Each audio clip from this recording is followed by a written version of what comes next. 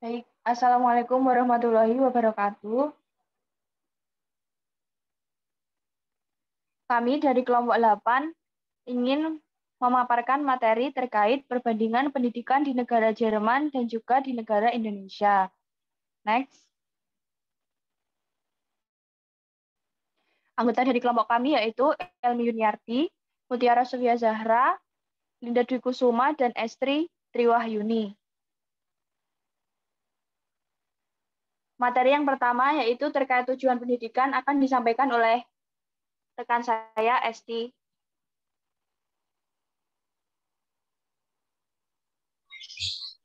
Baik, materi pertama yaitu tujuan pendidikan. Next. Tujuan pendidikan di Jerman karena sistem pendidikan di Jerman adalah desentralisasi, jadi Jerman telah memberikan kewenangan pengaturan sistem pendidikan kepada negara bagian.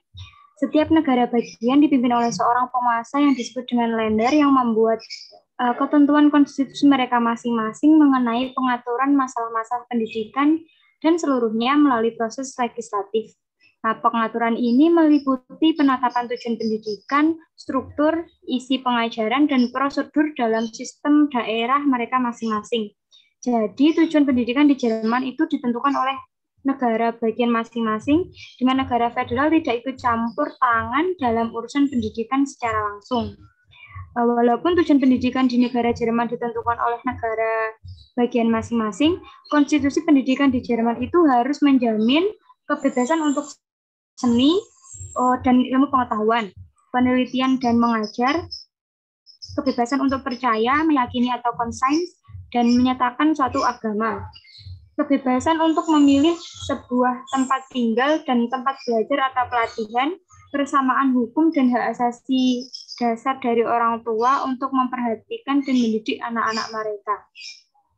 Jerman pada masa Perang Dunia II merupakan negara yang kalah. Kondisi inilah yang melatar belakangi pendidikan di Jerman itu harus melahirkan pemimpin atau anak negeri yang mampu membawa mereka menuju kejayaan dan hidup bermartabat. Dengan sejarah kelam yang bertumpu pada pengalaman kekalahan dalam dua perang dunia dan hancurnya negara Jerman, masyarakat Jerman mulai membangun sistem pendidikan yang terbebas dari potensi membuat kesalahan serupa, yaitu dengan memisahkan kekuasaan termasuk dalam bidang pendidikan agar tidak tertumpu pada satu lembaga atau satu orang saja. Pendidikan diarahkan kepada penanaman kemauan yang kuat untuk bangkit dan keahlian yang dibutuhkan untuk kembali berdiri sebagai negara yang kokoh dan mandiri. Di samping itu, terpecahnya Jerman menjadi dua bagian untuk waktu yang lama menjadikan persatuan untuk negara Jerman tersebut. Kemudian tujuan pendidikan di Indonesia itu sudah diatur pada Undang-Undang Nomor 20 Tahun 2003, yaitu pendidikan diupayakan dengan berawal dari kemanusiaan apa adanya atau aktualisasi dengan mempertimbangkan berbagai kemungkinan yang apa adanya atau potensialisasi dan diarahkan menuju terwujudnya manusia yang seharusnya atau manusia yang dicita-citakan atau idealitas.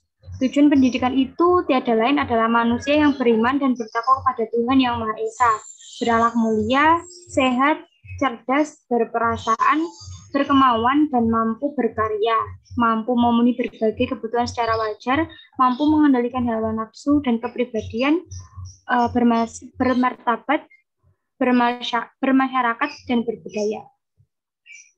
Kemudian untuk materi selanjutnya akan disampaikan oleh teman saya, Linda Dwi Kusuma.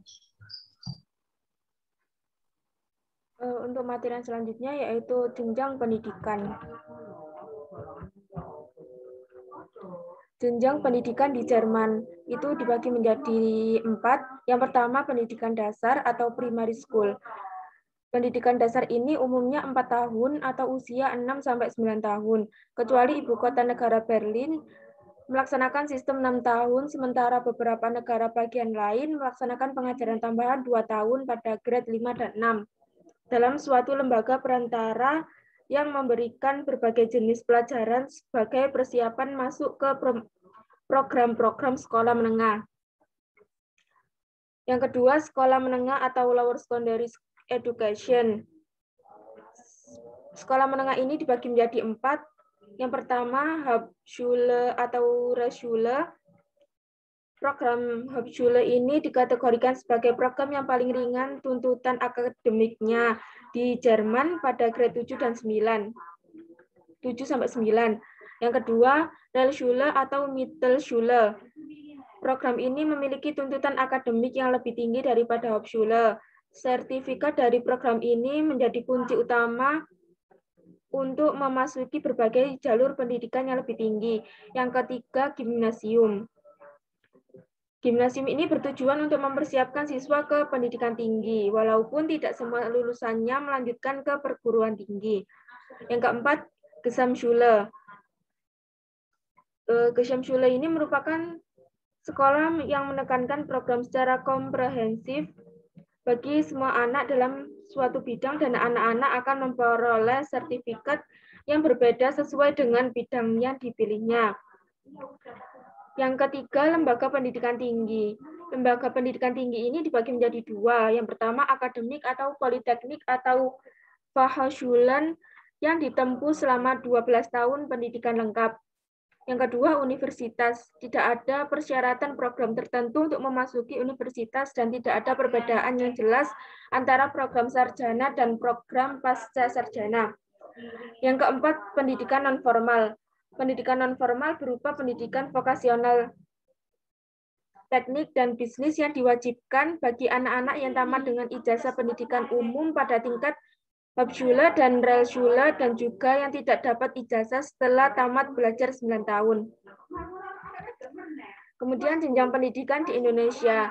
Jenjang pendidikan di Indonesia dibagi menjadi 4. Yang pertama pendidikan prasekolah. Taman kanak-kanak atau TK umumnya terdiri dari 2 tingkat, yaitu TK kecil usia 4 tahun dan TK besar usia 5 tahun. Metode dan materi pelajarannya berpola learning by doing dengan memperbanyak permainan untuk meningkatkan daya kreativitas anak. Yang kedua, pendidikan dasar. Pendidikan dasar merupakan pendidikan 9 tahun yang terdiri dari program pendidikan 6 tahun yang diselenggarakan di SD dan 3 tahun di SMP. Yang ketiga, pendidikan menengah. Pendidikan menengah meliputi SMA, sekolah menengah kejuruan atau SMK, dan madrasah aliyah atau MA. Program pelajaran di SMA dan kejuruan lebih luas daripada pendidikan dasar. Yang keempat, pendidikan tinggi. Setelah seseorang telah menamatkan studi di SMA atau yang setara dengannya, apabila bermaksud untuk melanjutkan pendidikannya, bisa memilih perguruan tinggi manapun yang ada di Indonesia. Di perguruan tinggi, seorang mahasiswa dapat menyelesaikan pendidikan tinggi strata S1 dalam waktu 4 tahun. Kemudian, jika sudah menyelesaikan S1, bisa melanjutkan S2. Dan setelah lulus S2, bisa melanjutkan S3. Materi selanjutnya akan dijelaskan oleh Mutiara Sofia. Baik, materi selanjutnya yaitu sistem pendidikan. Next. Yang pertama yaitu mengenai sistem pendidikan di Jerman. Sistem pendidikan di Jerman adalah desentralisasi, mulai dari level SD sampai dengan sekolah menengah. Struktur sistem pendidikan Jerman secara formal meliputi pendidikan dasar atau primary education, pendidikan menengah atau lower secondary education, dan pendidikan tinggi.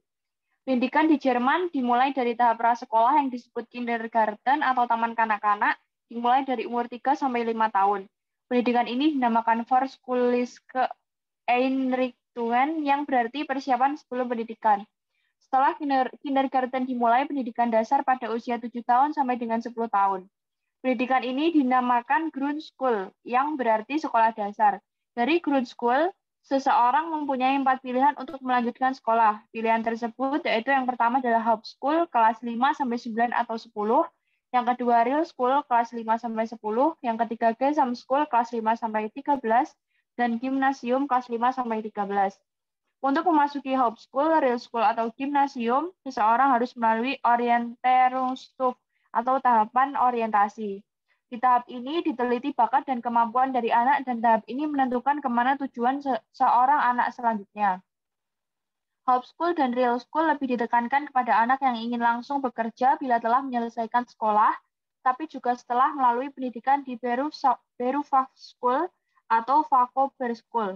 Homeschool atau red school merupakan jenis sekolah menengah yang memberikan pengajaran yang diarahkan untuk memasuki pemagangan setelah siswa menerima sertifikat tamat belajar. Program ini memberikan pelajaran khusus untuk mempersiapkan siswa menghadapi karirnya di masa mendatang dan juga mengajarkan bahasa asing atau biasanya bahasa Inggris. Program homeschool dikategorikan sebagai program yang paling ringan tuntutan akademiknya di Jerman pada grade 7 sampai 9. Real School merupakan program sekolah yang mempersiapkan siswa untuk memasuki karir sebagai pegawai atau guru kelas menengah. Program ini memiliki tuntutan akademik yang lebih tinggi daripada homeschool. Adapun gimnasium diperuntukkan para siswa yang berkeinginan untuk studi lanjut ke jenjang berikutnya, yaitu universitas. Gimnasium bertujuan untuk mempersiapkan siswa ke pendidikan tinggi, walaupun tidak semua lulusannya melanjutkan ke perguruan tinggi. Pada grade 5-10, isi kurikulum bervariasi sesuai dengan jenis sekolah yang dimasuki. Selanjutnya yaitu GESAM School, merupakan sekolah yang menekankan program secara komprehensif semua anak dalam suatu bidang dan anak-anak akan memperoleh sertifikat yang berbeda sesuai dengan bidang yang dipilihnya. Namun karena terjadi banyak kontroversi pada program sekolah jenis ini, maka tidak semua daerah yang membuka sekolah ini. Hanya dibuka di daerah di bawah Länder yang beraliran sosial demokrat. Di Jerman dikenal ada dua jenis pendidikan tinggi utama, yaitu Fachhochschule dan universitas. Fachhochschule yang sering disebut juga FH ini mirip seperti Politeknik di Indonesia, yaitu lembaga pendidikan yang menekankan pada bidang aplikasi. Bidang teori lebih sedikit dibandingkan dengan praktek atau aplikasinya. Studi di Fachhochschule tidak dapat mencapai gelar doktor dan pendidikan di sini ditujukan bagi mereka yang ingin terjun ke industri langsung. Lalu sistem universitas atau universitas di Jerman berbeda dengan di Indonesia, tidak ada panduan ketat per semesternya dan urutan mata kuliah A, B, C, dan seterusnya. Hal ini berarti bahwa mahasiswa dituntut harus menentukan sendiri kuliah, latihan, seminar, ujian yang akan diikutinya, dan lain sebagainya. Model perkuliahan tersusun dari Vorlesung atau perkuliahan, seminar atau semacam diskusi dalam ukuran kecil atau dalam kelompok kecil, dan hubung atau latihan. Next.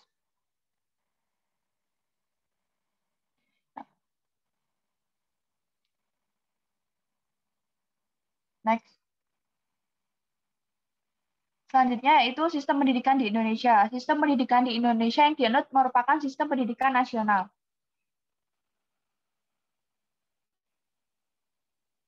Sistem pendidikan di Indonesia saat ini menerapkan sistem pendidikan nasional. Semua jenjang, jalur, dan jenis pendidikan harus mengimplementasikan sistem tersebut. Salah satu program pendidikan yang terkini di dalam negeri adalah wajib belajar 12 tahun, yakni 6 tahun sekolah dasar, 3 tahun sekolah menengah pertama atau SMP, dan sekolah menengah atas atau SMA. Lalu ada beberapa sistem di Indonesia yang telah dilaksanakan, di antaranya yang pertama adalah sistem pendidikan di Indonesia yang berorientasi pada nilai. Sistem pendidikan yang satu ini diberlakukan sejak tingkat dasar. Para murid diberikan pendidikan karakter seperti disiplin, tanggung jawab, tegang rasa, dan jujur. Yang kedua yaitu Indonesia menganut sistem pendidikan terbuka.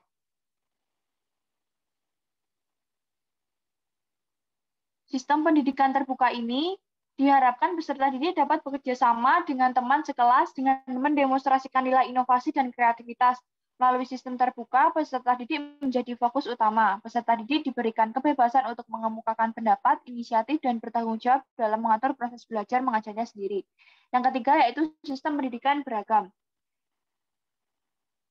Sistem ini memiliki keanekaragaman bahasa dan budaya.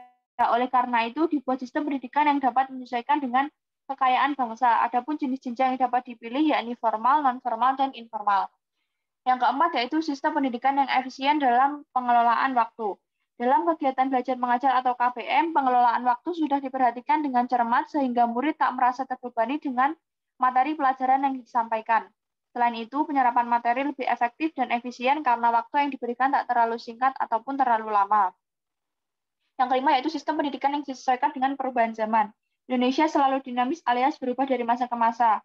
sehingga butuh kurikulum yang tepat untuk menyesuaikan setiap situasi dan kondisi. Salah satu kurikulum yang merupakan hasil dari perubahan zaman adalah kurikulum 2013. Kurikulum ini menyempurnakan dan merevisi kurikulum tingkat satuan pendidikan atau KTSP 2006. Next. Selanjutnya yaitu akan dijelaskan oleh rekan saya, Elmi.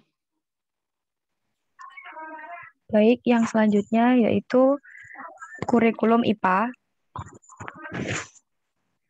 Di negara Jerman, penentuan kurikulum ditentukan oleh Menteri-Menteri Pendidikan sesuai dengan peraturan perundang-undangan yang berlaku. Dan mereka melakukan penentuan kurikulum tersebut melalui 3 jenis instrumen, yaitu yang pertama, tabel yang menguraikan jumlah jam belajar per minggu, serta mata pelajaran sesuai dengan grade dan jenis sekolah. Yang kedua yaitu pedoman kurikulum. Yang ketiga, pemberian wewenang penulisan dan pengadaan buku teks. Mengenai metode mengajar dan model rencana pelajaran, di negara Jerman dipusatkan oleh Kementerian Negara. Kemudian mengenai pengadaan buku teks tersebut, di negara Jerman tidak ada yang dapat dipakai tanpa ada persetujuan dari Kementerian Negara, dan guru boleh menggunakannya, tetapi harus terdaftar rekomendasi buku yang sah. Kemudian mengenai metode mengajar di negara Jerman, bukan teacher center tetapi student center yang sifatnya open instruction, yaitu murid belajar atas dorongan sendiri. Kemudian kurikulum pada di Indonesia, kurikulum berdasarkan standar nasional yang disesuaikan dengan perkembangan peserta didik dengan kebutuhan lingkungan pendidikan nasional. Materi kurikulum di Indonesia diperkaya dengan kebutuhan siswa untuk berpikir kritis dan analitis sesuai dengan standar internasional. Next.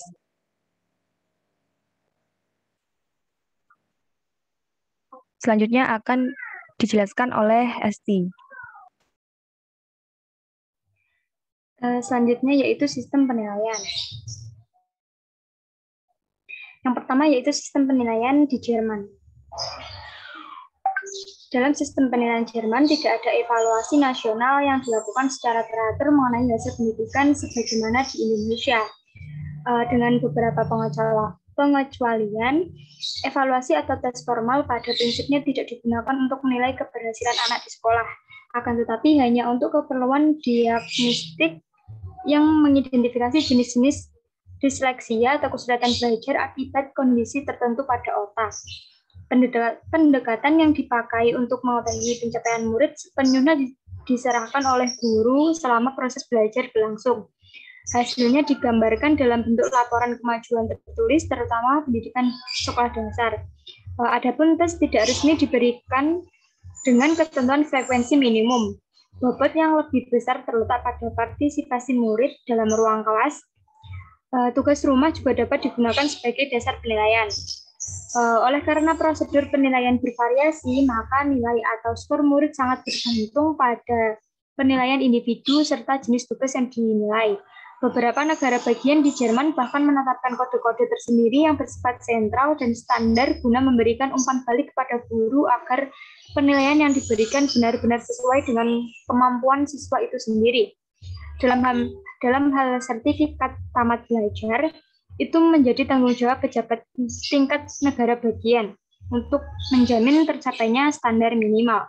Prosedurnya bervariasi. Pada kebanyakan negara bagian, setelah menyelesaikan pendidikan di Hochschule dan Realschule, siswa menerima sertifikat yang diakui. Sementara tugas yang disiapkan untuk ujian akhir di gimnasium diserahkan dan disetujui oleh kementerian. Kemudian sistem penilaian di Indonesia akan dijelaskan oleh Mutiara Sofia. Selanjutnya yaitu sistem penilaian di Indonesia. Penilaian hasil pembelajaran dilakukan oleh guru terhadap hasil pembelajaran untuk mengukur tingkat pencapaian kompetensi peserta didik, serta digunakan sebagai bahan penyusunan laporan kemajuan hasil belajar dan memperbaiki proses pembelajaran. Penilaian dilakukan secara konsisten, sistematis, dan terprogram dengan menggunakan tes dan non-tes dalam bentuk tertulis atau lisan, pengamatan kinerja, pengukuran sikap, penilaian hasil karya berupa tugas, proyek dan atau produk, portofolio, serta penilaian diri. Penilaian pendidikan pada jenjang pendidikan dasar dan menengah terdiri atas penilaian hasil belajar atau penilaian kelas oleh pendidik, penilaian hasil belajar oleh satuan pendidikan, dan penilaian hasil belajar oleh pemerintah melalui ujian nasional atau UN. Next. Yang selanjutnya akan dijelaskan oleh Elmi Yuniarti. Baik, yang selanjutnya yaitu kualifikasi guru. Kualifikasi guru di Jerman, yaitu pemerintah Jerman sangat memperhatikan kualifikasi guru. Menjadi guru di Jerman mungkin sama sulitnya untuk menjadi dokter. Relevansi keahlian guru dengan mata pelajaran yang diajarkan, kualitas pengajar dan kesejahteraan yang diperoleh guru merupakan hal yang sangat diperhatikan dalam pengambilan kebijakan di Jerman. Next. Selanjutnya akan dijelaskan oleh Linda Dwi. Selanjutnya, kualifikasi guru di Indonesia. Kualifikasi guru di Indonesia dibedakan menjadi 3 dimensi, yaitu yang pertama, rencana pengajaran atau teaching plans and material.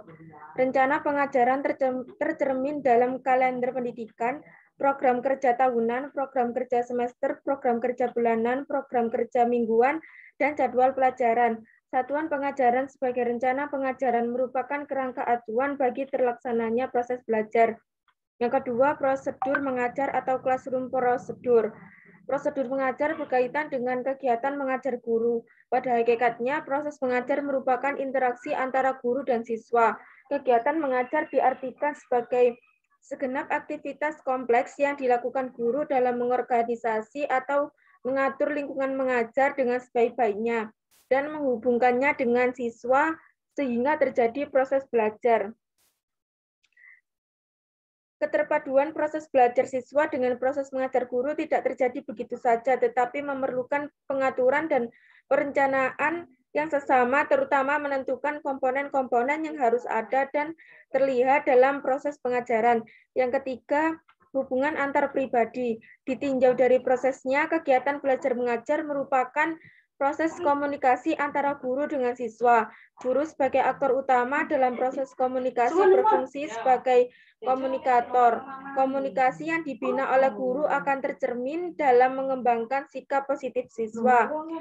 Bersifat luas dan terbuka pada siswa dan orang lain. Menampilkan kegairahan dan kesesungguhan dalam kegiatan mengajar dan mengelola interaksi pribadi dalam kelas.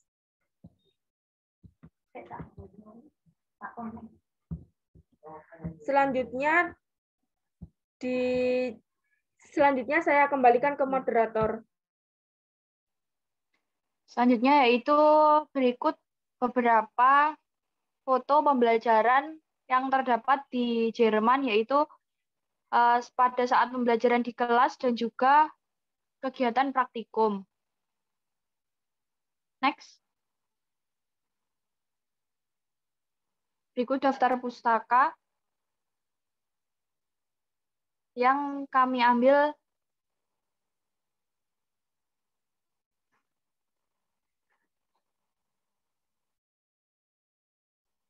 baik. Sekian, terima kasih pemaparan dari kelompok kami. Kurang lebihnya kami mohon maaf. Wassalamualaikum warahmatullahi wabarakatuh.